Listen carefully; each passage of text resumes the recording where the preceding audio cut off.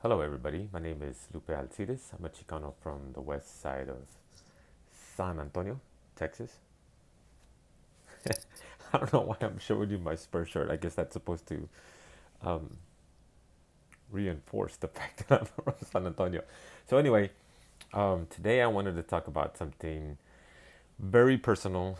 I usually don't like to reveal personal information about myself, but somebody suggested that talking about certain things might help. So, this is me attempting to come out of my comfort zone for one thing and to see if it does help. So, I don't go around bragging about certain aspects of myself, especially my history, because it's just not something that I'm proud of. Personally, I don't tell too many people about my criminal background because it's not something I'm very proud of. I did make a lot of bad choices and mistakes in the past. Uh, Most of those I cannot undo. This is one of those things where I am literally paying for and I'm still being punished for it. And the reason I wanted to talk about it today is because it has had a very adverse effect on my life just recently. So, that being said, I don't reveal a lot about myself, so I'm not going to go into details about all of the stuff that I did in the past. Let's just say that it is more than one thing. Um, but I will say this. So, the last thing that I was arrested for was DUI, which is driving under the influence. Um, I was, I don't think it was a DWI, I think it was a DUI and a possession of a controlled substance under a gram. I had pretty much like that much cocaine. And since I had never been convicted of a felony, I was supposed to be um, under the old law before it changed. And I was supposed to be in a position where I had to be granted probation. And part of my probation was for me to go to a rehabilitation center, treatment center. I don't want to say rehab because to me it wasn't a rehab. It was a treatment center, and there's a little bit of a difference. Um, so, long story short, that was my second time going to the same place. The second time it was a whole. First time it was a rehab. Second time they changed it into a treatment center, so it was a little bit different the way everything was done and run. I still stayed at the facility.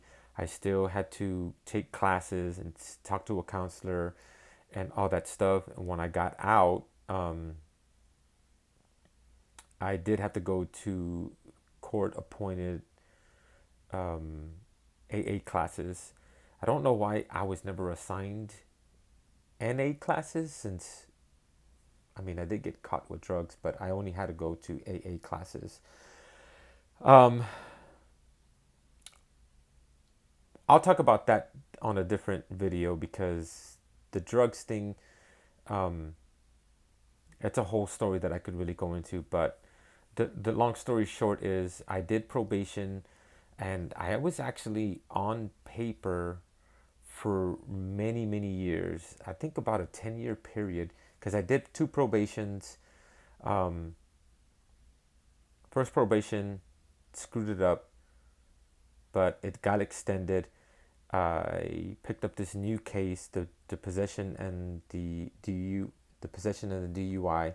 The DUI, I got 30 days jail, and since I had to spend about 3 months, 4 months in jail before I went to the treatment center, I got time served.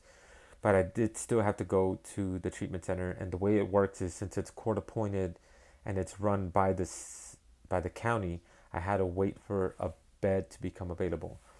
So I stayed at the facility. I came out. I was on probation. I technically was successful this last time. I didn't. pay it off, but they considered that, and my probation officer went ahead and recommended that I released this time. I went back to school, and that's another story too. That's a very complicated story. So I went back to school, got my bachelor's. I ended up doing a double major, and I came out, couldn't get a job because of my record, and so I was pretty much just stuck here. So I tried to go to graduate school, couldn't get in. Um, while about a year later, Texas A&M opened up on the south side, and they were like, "Dude, we're new. We need people to go to school here, so we'll take you, even though I didn't have the grades, I didn't have all this stuff and everything, but they went ahead and accepted me. So I got my master's in English from Texas A&M, San Antonio, here on the south side. Um, Still not employable because of my background. I was convicted on paper for the drug conviction. I'll never forget that day. I was in court, and the judge says technically he's never been convicted, so he has to be put on probation. So the DA said, okay, well, let's convict him on paper so that when he comes back, we got him. And so that really had a really, really immense impact on me, because I was like, fuck that dude. I'm never coming back. And I can honestly say that I never went back. And so that was the last time I was ever even in the courtroom um, while I was being charged for something. I don't think I've ever even been. I mean, I went back to get my records because I'm applying for a pardon. But other than that, I have never gone back. I've never been in trouble with the law. I've stayed out of trouble. I've stayed away from drugs, but I'm still not employable because of the fact that I do have a criminal background. And it sucks for me personally because I have 3 degrees that I cannot use in the workforce. I've tried doing things like being self-employed, different stuff. State still came in and said, nope, you can't do that. That's a topic that I can discuss in another video because that's a long, funny story. But it sucks. And a friend of mine just recently told me that maybe making videos and talking about it would be good. It might help somebody. It might not. It might open the lines of discussion. We could open some dialogue and talk about things, which I don't have a problem with.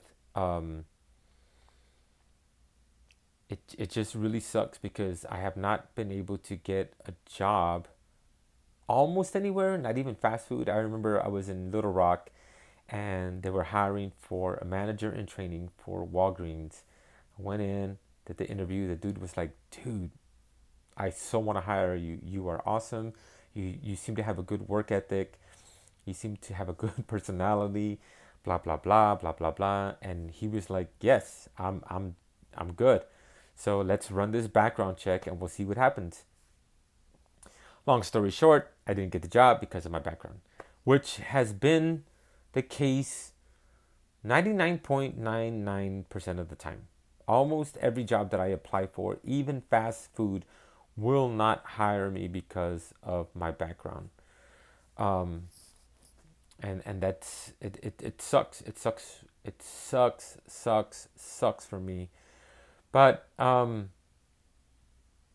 it's never ever been personal until just recently, and I kind of don't really want to talk about it because it's a very personal thing. But since I'm not speaking to the person technically, we're not involved anymore, I don't really see it as being a major problem. And if fate should have it that we reunite, we start seeing each other again. Hopefully, it's not a problem with the fact that I'm making this video. So anyway, I met this really awesome woman, and it turns out that well, we started to get kind of serious. We had been already dating for about a month, and so I told her, it's like, hey man, I think you should know. I don't tell anybody this, and I sure don't go around telling women that I'm dating that I have a criminal record, because it's not something that I just go around telling anybody, but I like you, and I would like to see this proceed, to the next level of us being boyfriend, girlfriend. So I think you should know that I have a criminal record. And she says, wow, that sucks. And I was like, yeah, it does. And she says, well, no, it sucks because there's a stipulation to my custody paperwork that says I cannot date somebody that has a criminal background. And it just really devastated me, because not just because of the fact that I was really crazy. I mean, still crazy about her, but I was really crazy about this woman, and I could really see this being something long term. But this is the first time that my background has ever fucked with my life like this. So yeah, it sucks. It sucks. It sucks. So I was planning on and I'm still waiting for some letters of recommendation so I can mail off the application. But I was planning on applying for a pardon, and I think after that I still have to apply for an expungement of my records. But I was gonna do that in hopes of being employable. But um, I've never had that problem where somebody said I can't date you because of your background. It's crazy. It's crazy. So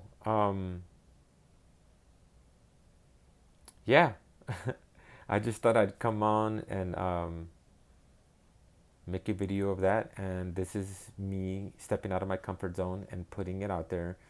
I have made several posts on Facebook about having a background, but this is me exposing myself and letting the world know that this is who I am. I obviously can't change it, but what sucks, what really sucks from my perspective, is the way I see it is this is not the land of opportunity, and this is not the land of second chances, because I successfully completed probation, so I deserve a second chance. But nobody is willing to give me one. All they see is something that's written on a piece of paper that says this guy made some mistakes in the past. Oh, well, he made mistakes in the past, so fuck him. I'm not going to give him another chance. Sorry, but that's just the way I see it. I've heard stuff about, insurance and all that stuff and everything, blah, blah, blah. Once again, it just seems to me like that's being hypocritical and saying, you made a mistake, but you don't deserve another chance. So, fuck you, deal with it. Not my problem. You know what I mean?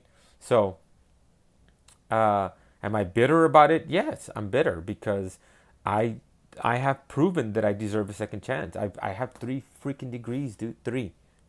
I have 2 bachelors and a master's, and I can't use them because I made a mistake. 2003, 16 years ago. And not only have I been drug free since April 2004, yeah, I still kind of, didn't want to stop and change. But like I said, I'll talk about that on a different video.